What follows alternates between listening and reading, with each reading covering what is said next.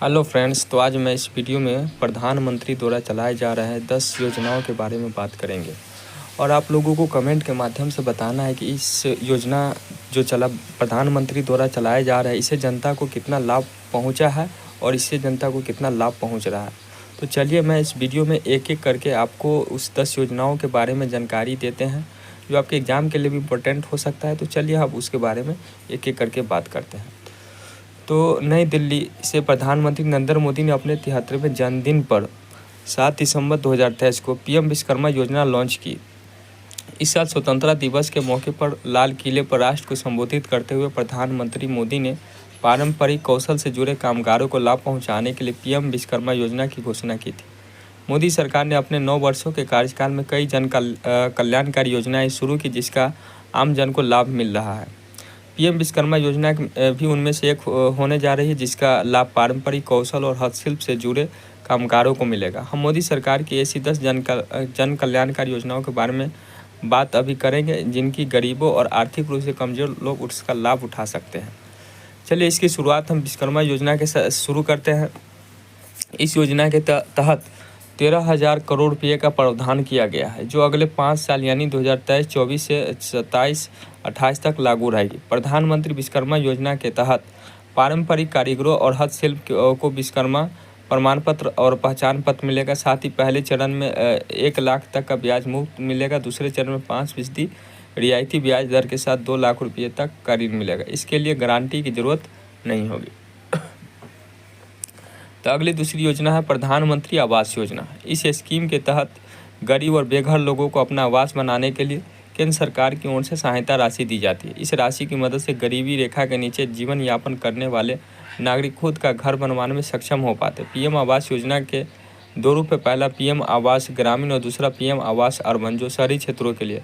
प्रधानमंत्री आवास योजना के माध्यम से घर बनाने के लिए सरकार ग्रामीण क्षेत्र के लोगों को 1,30,000 और शहरी क्षेत्र के लोगों को 1,20,000 रुपये प्रदान करती है। इस राशि में ज़्यादातर राज्य सरकार भी सहयोग करती है, जिससे यह 2.5 लाख तक का आर्थिक सहायता बन जाती है। भारत सरकार के डेटा के मुताबिक पूरे देश में इस योजना के तहत अब तक 4 करोड़ से अधिक लोग आवास दिया जा चुका है।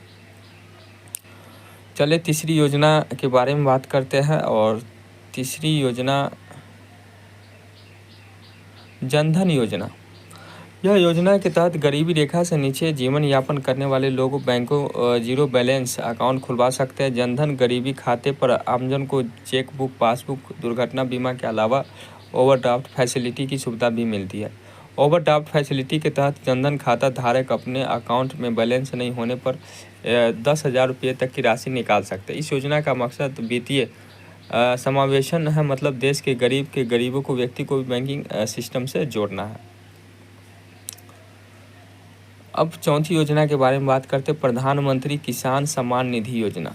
प्रधानमंत्री किसान सम्मान निधि योजना देश के छोटे, लघु और सीमांत किसानों को खेती करने में आर्थिक मदद देने के लिए केंद्र सरकार पीएम किसान सम्मान निधि योजना चलाती है। इस योजना के तहत केंद्र सरकार देश के किसानों को साल भर में 6,000 रुपये की आर्थिक सहायता देती है। ये पैसे 2-2 हज़ार की 3 किस्तों में सीधे किसान लाभार्थियों को बैंक खातों में ट्रांसफर होते। इस योजना में जमीन, आय के स्रोत और कुछ दूसरे पैमानों को देखते हुए लाभार्थियों को पात्रता की जाती है।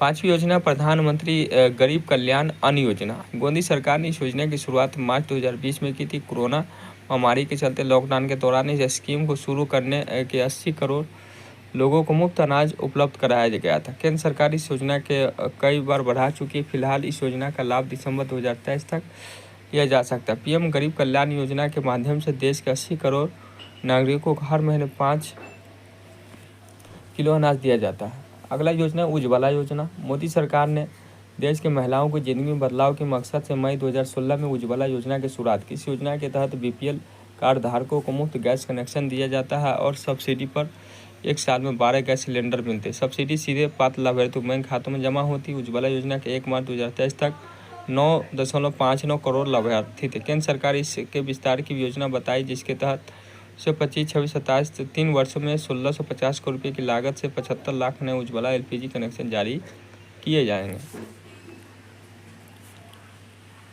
और अगली योजना है आयुष्मान भारत योजना।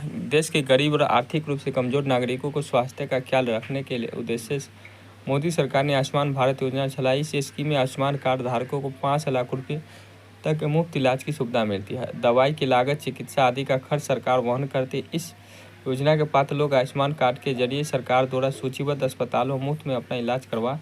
केंद्र सरकार इस योजना के विस्तार के लिए भी आयुष्मान भव अभियान चला रही, जिसके तहत पात्र लोगों का आयुष्मान कार्ड बनवाया जा रहा है। प्रधानमंत्री जीवन ज्योति बीमा योजना, यह स्कीम बीमा धारक की मृत्यु होने की स्थिति में उसके परिवार को 2 लाख आर्थिक मदद मिलती है। आप मात्र 436 रुपये सालाना का प्रीमियम भरकर इस स्कीम का लाभ ले सकते हैं। इस पॉलिसी लेने के लिए आपकी न्यूनतम आयु 18 वर्ष में अधिकतम 55 वर्ष की गई है। बीमा प्रीमियम खाता धारक खाते में ऑटो क्रेडिट किया जाता है। PMJJBI की केंद्रित बजट 15-16 के दौरान घोषणा की गई थी। प्रधानमंत्री सुरक्षा बीमा योजना, भारत की बड़ी आबादी को सुरक्षित करने के उद्देश्य से प्रधानमंत्री सुरक्षा बीमा योजना को साल 2015 में शुरू किया गया था। पहले इसका सालाना प्रीमियम 12 रुपये था, जिसे 1 जून 2022 से 20 रुपये कर दिया गया। इस योजना में आपको 2 लाख रुपये का दुर्घटना बीमा कवर मिलता है। अगर आपकी उम्र 18 से 70 साल के बीच है तो आप साल में सिर्फ 20 रुपये देकर 2 लाख तक का कवरेज देने इस सुरक्षा बीमा योजना का लाभ ले सकते हैं। अटल पेंशन योजना, यह भारत के नागरिकों के लिए असंगठित क्षेत्र के श्रमिकों पर केंद्रित एक पेंशन योजना है। भारत सरकार की ओर से चलाई जा रही इस पेंशन स्कीम में 18 साल से 40 साल तक की उम्र तक निवेश करना होता है। इस स्कीम के जरिए 60 की उम्र के बाद हर महीने अधिकतम 5,000 रुपये की पेंशन प्राप्त की जा सकती है। पेंशन की राशि आपके निवेश पर निर्भर करती है। भारत को कोई भी नागरिक API योजना शामिल हो सकता है। इसके लिए उसका एक बचत बैंक खाता डाकघर बैंक होना चाहिए। आपकी जमा के हिसाब से सरकार भी इसमें